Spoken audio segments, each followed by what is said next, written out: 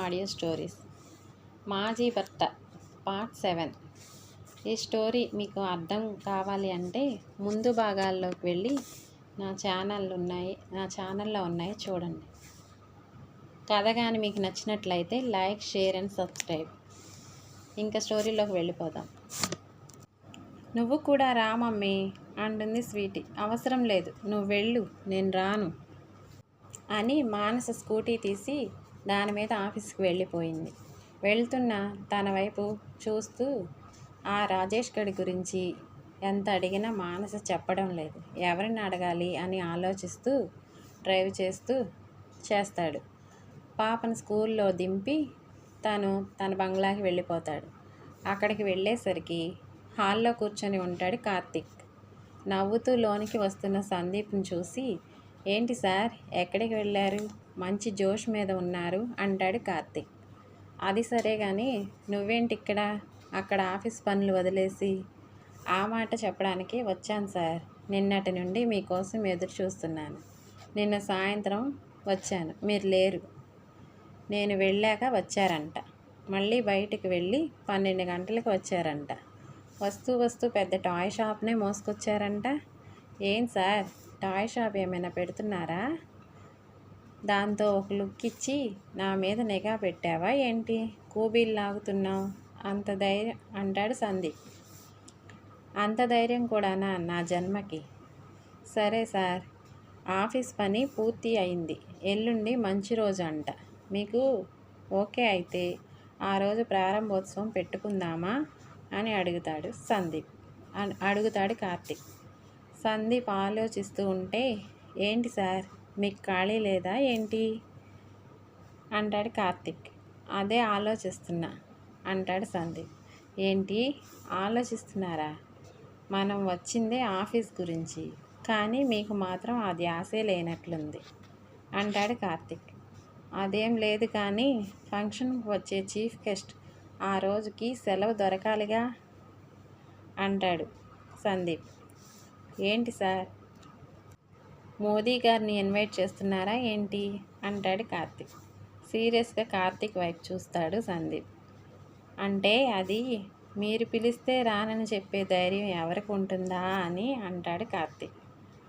అది కాదు కానీ నేను నీకు బాస్నా, నువ్వు నాకు బాస్వా, అది చెప్పు ముందు అంటాడు సందీప్. అంత డౌట్ మీకెందుకు వచ్చింది సార్, మీరే నాకు బాస్ అంటాడు. మరి మీరే నాకు శాలరీ ఇస్తున్నారు సార్ అంటాడు కార్తీక్.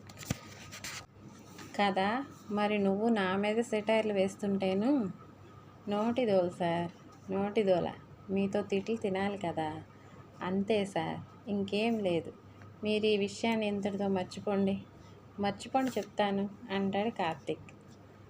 అది పక్కన పెట్టి ముహూర్తం సంగతి ఏం చేయమంటారు అని అడుగుతాడు కార్తీక్. సర్లే, ఆ ముహూర్తమే ఖాయం చేయి.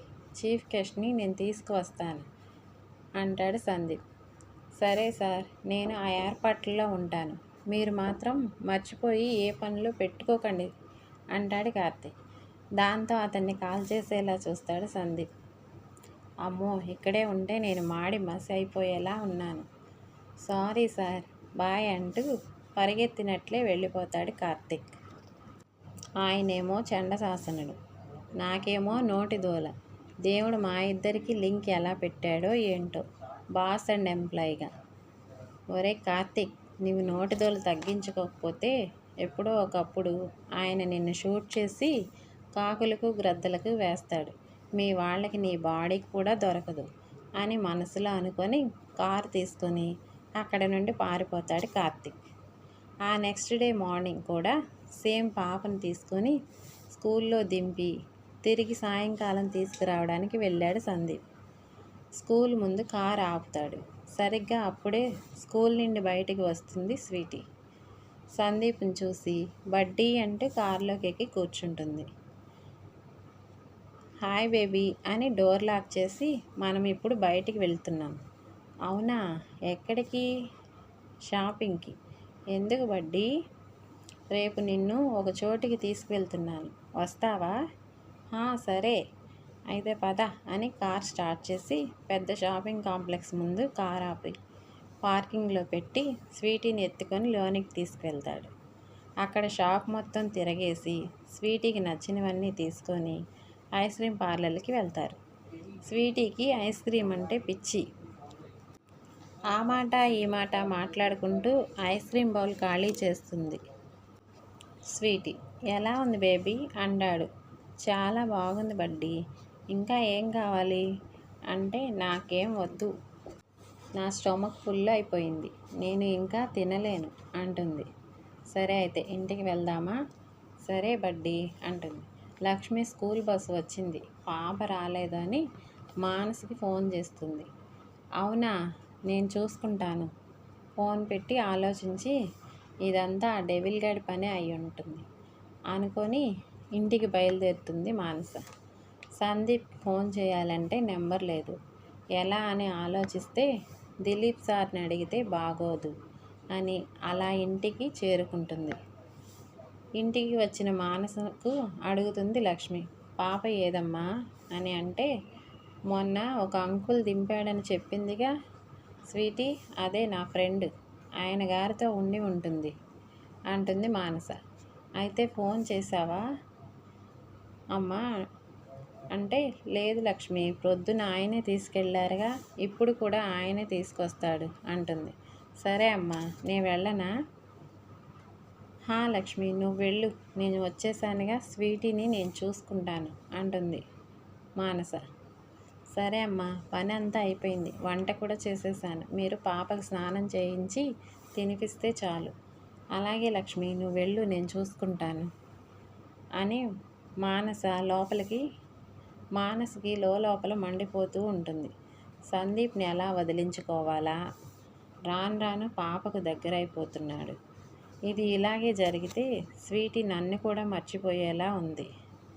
వామ్మో, నాకెక్కడ తగిలేవరా నాయన అని అనుకుంటుంది. అప్పుడే మమ్మీ అంటూ స్వీటీ ఇంట్లోకి వస్తుంది. ఇంతసేపు ఎక్కడికి వెళ్ళావు అని కోపంగా అడుగుతుంది మానస. నాతోనే ఉంది అంటూ వెనక నుంచే వచ్చిన సందీప్ చెప్తాడు. అది తెలుస్తూనే ఉంది, నువ్వెందుకు తీసుకెళ్ళావు?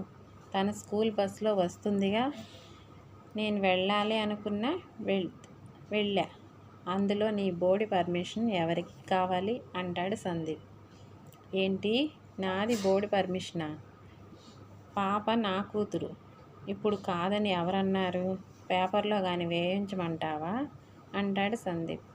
అవసరం లేదు నీ సాయం నాకు, అది నా కూతురు అని నువ్వు గుర్తు పెట్టుకుంటే చాలు. అదే కదా నా బాధ అంటాడు సందీప్. అంటే ఏం లేదు, నీ కూతురు కాకపోయి నా కూతురు అయి ఉంటే ఎప్పుడో నా ఇంటికి తీసుకెళ్ళి మహారాణిలా పెంచుకునేవాడిని. ఓహో, అంతవరకు వచ్చిందా అంటుంది మానస. నువ్వు అడుగుతున్నావు కాబట్టి చెప్తున్నా, స్వీటీని నాకు ఇచ్చేయమని ఎప్పుడో చెప్పాను. పద్దాకా నీ ఇంటి చుట్టూ తిరిగే కర్మ తప్పుతుంది. అసలు పాప ఆ రాజేష్ గడి కూతురేనా? వాడేమో గుంటనక్కలా ఉంటాడు, పాపేమో ఏంజిల్లా ఉంటుంది. నాకు నమ్మకం కలగడం లేదు. అసలు వాడు ఎలా నీకు నచ్చాడే? ఇదిగో పదే పాప తండ్రిని నక్క కుక్క అన్నావంటే ఊరుకోను. ఆయన నా భర్త, నాకు తాళి కట్టిన భర్త అంటుంది మానస. అబ్బో, దిగి వచ్చింది పతివ్రతా సంఘాలకి అధ్యక్షురాలు. మొదట కట్టిన తాళికి విలువ లేదు, ఆయన గారు కట్టిన తాళికి పెళ్ళి వగేరా. నన్నేమో ఏకవచనం, వాడికేమో బహువచనం అంటాడు సందీప్. నీకు ముందే చెప్పాను, నువ్వు కట్టిన తాళి కాదు, అది ఒక పెళ్ళి కాదు, నాకు ఇష్టం లేకుండా జరిగింది. పెళ్ళి ఎలా అవుతుంది అంటుంది మానస. ఇప్పుడు ఆ సోది ఎందుకు కానీ, నేను పాపను రేపు బయటకు తీసుకెళ్తున్నాను. ఎక్కడికి? నా కంపెనీ ఓపెనింగ్కి. రావాలనుకుంటే నువ్వు రావచ్చు అంటాడు. నేను రాను, పాపను పంపను అంటుంది. నేను నిన్ను పర్మిషన్ అడగలేదు, ఇన్ఫర్మేషన్ ఇస్తున్నాను.